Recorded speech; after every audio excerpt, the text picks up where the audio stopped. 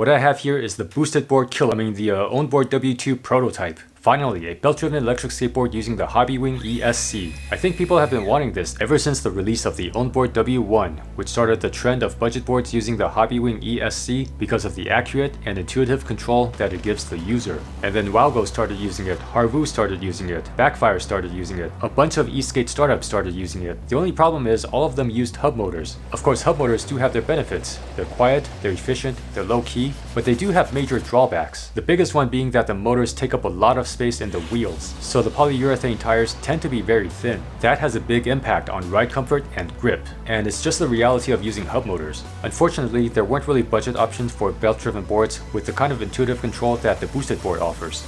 Until now. At just under $700, the Ownboard W2 is half the price of a Boosted Plus, and less than half the price of a Boosted Stealth. Like Boosted, the Ownboard W2 uses a belt drive system, so you can use 4 actual wheels. So how does the Ownboard W2 compare to the boosted board? Is it a cheap boosted board? Is it a boosted board killer? Is it better than a boosted board? Well, let's see. I don't have a boosted stealth and nobody around me has one, but my friend does have a 2nd generation boosted Dual Plus. We did an impromptu drag race the other day, and unfortunately I didn't record any footage, so you're just gonna have to believe what I say. But basically the boosted board accelerated noticeably faster until the Ownboard started catching up and passing it because of its higher top speed. According to Ownboard, the top speed of the W2 is 42 kilometers per hour. I didn't do a drag race on the Ownboard with any other board, but if the rain ever stops in Shanghai, I'll try to do that, and this time I'll film it. When we did the drag race with my friend's boosted, we also compared the braking performance, and the boosted was able to brake much harder. That does not mean that the brakes are bad on the Ownboard, they actually feel pretty good to me, but boosted is just at another level. Compared to the 2nd gen boosted, the deck on the Ownboard W2 has less flex. It also has less flex than the Meepo NLS, but more flex than the Backfire G2T. Like I've said in other videos, more flex is not necessarily better. It all depends on personal preference and what kind of riding you do. But when you're standing on the board, because the boosted has more flex, you're a bit closer to the ground on the boosted than on the Ownboard. Overall, I don't think anyone can say that the Ownboard W2 is equal to the boosted board in any way that matters. Relatively speaking, one is a high performance and very highly polished product, while the other still feels like a budget board. But it's a pretty good budget board. I'm gonna go through what I like about this board and what I think could be improved. Let's start with the good stuff.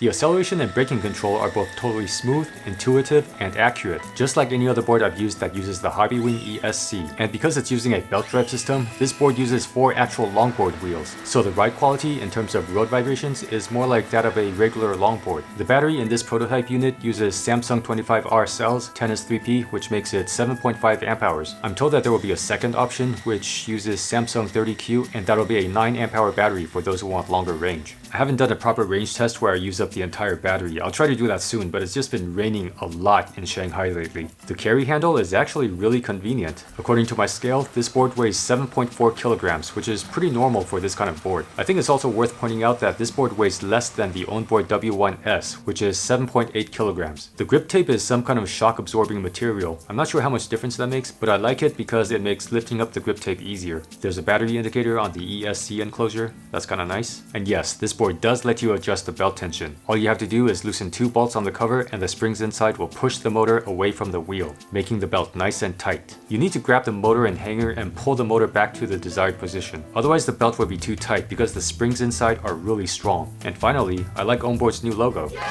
So what could be better on this board?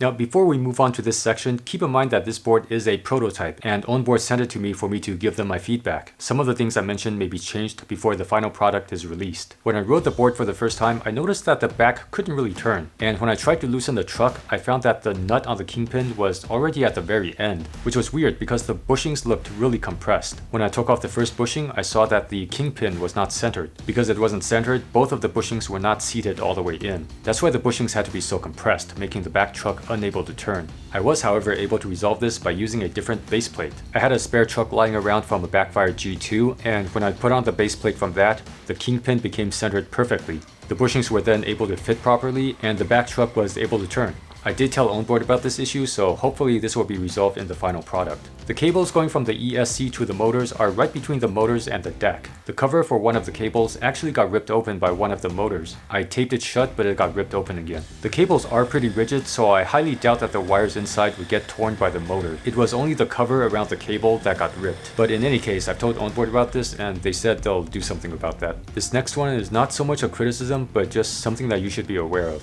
The pulleys on the back wheels do not come off, and Ownboard does not currently sell separate pulleys for the wheels. So if you want to use different wheels, you have to get pulleys from somewhere else. The reason I don't like that is because that's getting into DIY territory while this is a pre-built board. Ideally, it should include everything that you need, and I guess it does, except if you want to use different wheels, which is one of the benefits of using a belt drive system. I'm also not sure where you would get 3M pulleys that fit the Ownboard, so it's severely limited in customization options. In my opinion, the Ownboard W2 at this time is the only good option I know of for a belt-driven board under $700. Many people have asked me about the Vestar board. Yes, I have tried it.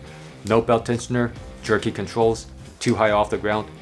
It's not for me. I did give Vestar board my feedback, so if they ever make a version 3, hopefully those issues will be resolved. But for now, the Ownboard W2 overall is much better. They're not even close. But between the Ownboard and the boosted board, if you have money, get the boosted board.